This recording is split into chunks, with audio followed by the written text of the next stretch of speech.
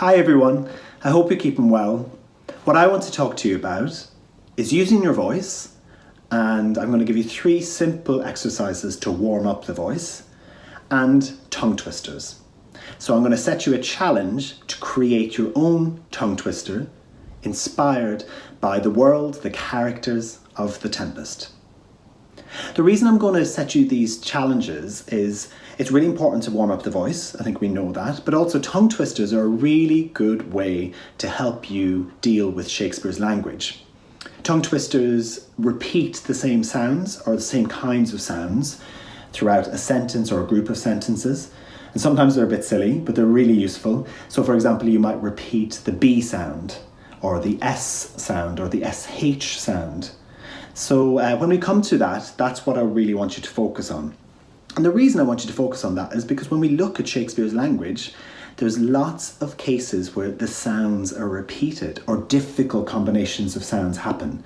For example, Ariel says a sentence, "Full fathom 5 thy father lies." So that's the F sound that is mainly repeated in that. And when you're performing it, I want you to think about how you could use that. So you might be cheeky, "Full fathom 5 thy father lies." Or you might be a bit angry, "Full fathom 5 thy father lies." So the sounds are there for you to use. They're not just sounding pretty, they can be really, really useful as a performer. So let's come to the 3 exercises to warm up the voice first. What I want you to do is to put your hands on your belly so that your thumbs are just maybe at the bottom of your ribs. And you're going to breathe, or imagine that you're going to breathe into this space, okay? So you're going to breathe in through your nose, filling that belly, it's almost like a balloon, and then breathing out through the mouth, with the balloon going down. Now, be careful that you don't do this. We don't want the shoulders to come up. We want to imagine that we're filling this space with air.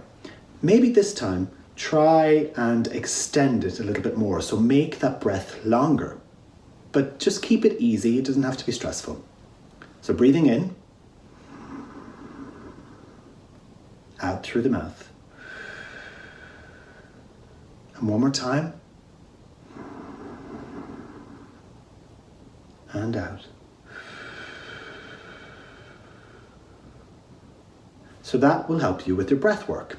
Sometimes the sentences in Shakespeare are really long and we need to make sure that we've got enough breath. The next thing I want you to think about doing is I would like you to siren. So that is going up to the high parts of your voice and the low parts. And it's called sirening because it sounds a little bit like a fire engine. So it sounds like this. So you're going to go to the high parts and the low parts, and you're going to play with that. So you might go up, high, high, high, and then low, but always being careful with your voice. So it might go something like this.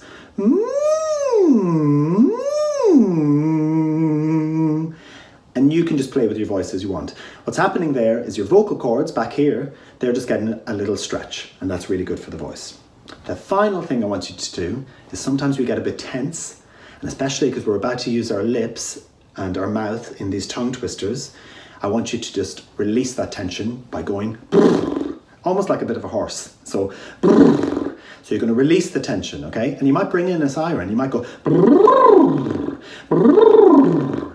do that a few times, and that releases the tension.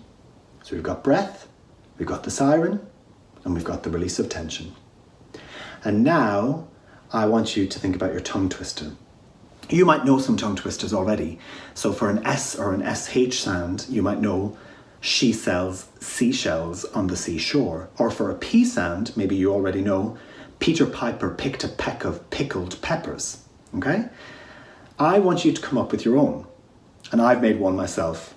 Now again, this is inspired by The Tempest, but it doesn't have to be exactly what happens in the play. Mine is this. Miranda remembers many magical memories many moons ago. Miranda remembers many magical memories many moons ago. So that's mainly the M sound. And I want you to practice that so that you get faster and faster, but not to the point that we can't understand you. So it might be quite slow at first. We don't want you to do this. Miranda remembers many years ago. No one can understand. Remember, clear, distinct, articulate. So, Miranda remembers many magical memories many moons ago. Miranda remembers many magical memories many moons ago. Sometimes that helps to move. Miranda remembers many magical memories many moons ago. And I've lost it. So just take it up to the point and then practice and practice. And what that does is build muscularity in your voice and in your mouth. So like going to the gym, this is like a gym workout for your mouth. So what will your tongue twister be? And can you practice those exercises? And I want you to either write down your tongue twister, practice it, send that into your teacher, or maybe, if you want and you're able to, you can record a voice memo and send that over to your teacher too. Have fun!